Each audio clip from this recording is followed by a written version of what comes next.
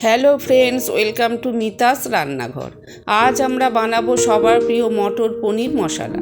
পনিরের এই রেসিপিটি ছোট থেকে বড় সবারই খুব পছন্দের। একদম সহজ পদ্ধতিতে পারফেক্ট গ্রেভি তৈরির সিক্রেট জানতে আজকের ভিডিওটি মন দিয়ে দেখুন। এখানে নিয়েছি দুটো বড় সাইজের টমেটো, আদা, কাঁচা লঙ্কা, কিশমিশ, কাজু, মটরশুঁটি, 2 চামচ পোস্ত, 3 চামচ টক দই। এখানে 300 গ্রাম পনির নিয়েছি। আমি পনিরগুলোকে সাধারণ কিউব না করে একটু অন্যভাবে রেস্তোরাঁ স্টাইলে লম্বা লম্বা করে কেটে নিচ্ছি। এভাবে কাটলে গ্রেভিটা পনিরের গায়ে খুব ভালো মতো মাখে আর দেখতেও বেশ ভালো লাগে। এবার একটা মিক্সার গ্রাইন্ডারে আদা কুচি, পিস করে রাখা টমেটো আর কাঁচা লঙ্কা দিয়ে একটা মিহি পেস্ট করে নেব।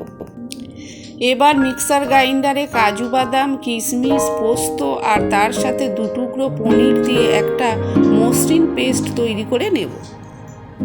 এবার কড়াইতে পরিমাণ মতো সাদা তেল গরম করে নিয়ে তাতে সামান্য নুন ছড়িয়ে দেব, যাতে পনিরগুলো ভাজার সময় কড়াইয়ে আটকে না যায়।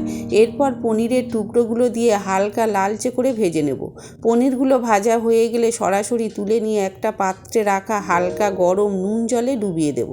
এতে পনিরগুলো রান্নার পরেও একদম নরম আর তুলতুলে থাকবে, একেবারেই শক্ত হবে না। এই সময় গ্যাসের ফ্লেমটা একদম মিডিয়ামে রাখতে হবে। গ্যাসের ফ্লেম মিডিয়ামে রেখে কড়াইতে 1 চামচ ঘি দিয়ে দেব।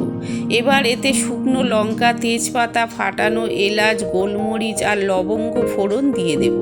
সুন্দর গন্ধ বেরোলে আগে থেকে তৈরি টমেটো, আদা, কাঁচা লঙ্কার পেস্টটা দিয়ে কিছুক্ষণ কষিয়ে নেব।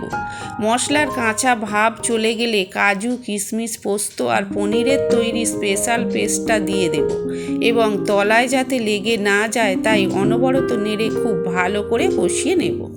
আর বাটি ধুয়ে অল্প একটু জল ওর মধ্যে দিয়ে দেব। এবার গুঁড়ো মশলাগুলো দেওয়ার পালা। আমি দিয়ে দিচ্ছি 1 চামচ জিরে গুঁড়ো, রঙের জন্য কাশ্মীরি লঙ্কা গুঁড়ো, ঝালের জন্য সামান্য ঝাল লঙ্কা গুঁড়ো, ধনে গুঁড়ো আর স্বাদ মতো নুন। মশলাটা পুড়ে না যায় তাই সামান্য একটু গরম জলের ছিটে দিয়ে খুব ভালো করে কষিয়ে নেব। মশলা থেকে তেল ছাড়তে শুরু করলে এর মধ্যে দিয়ে দেব 1 বাটি টাটকা মটরশুঁটি। মটরশুঁটিগুলো দেওয়ার পর মশলার সাথে আরও কিছুক্ষণ সময় দিয়ে কষিয়ে নেব। এবার এতে দিয়ে দেব সেই পনির ভেজানো জলটা। বন্ধুরা, এই জলটা কিন্তু ফেলে দেবেন না, কারণ এর মধ্যেই পনিরের আসল স্বাদটা থাকে।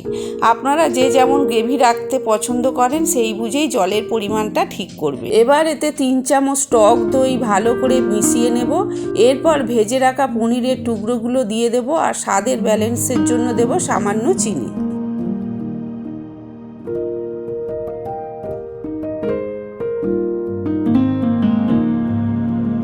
সবশেষে রান্নায় সুন্দর একটা সুগন্ধ আনার জন্য আমি দিয়ে দেব ড্রাই রোস্ট করা কাসুরি মেথি আর দেব অল্প একটু ধনেপাতা ও শাহি গরম মশলা দিয়ে গ্যাসের ফ্লেমটা অফ করে 5 মিনিটের জন্য ঢাকা দিয়ে স্ট্যান্ডিং টাইমে রেখে দেব।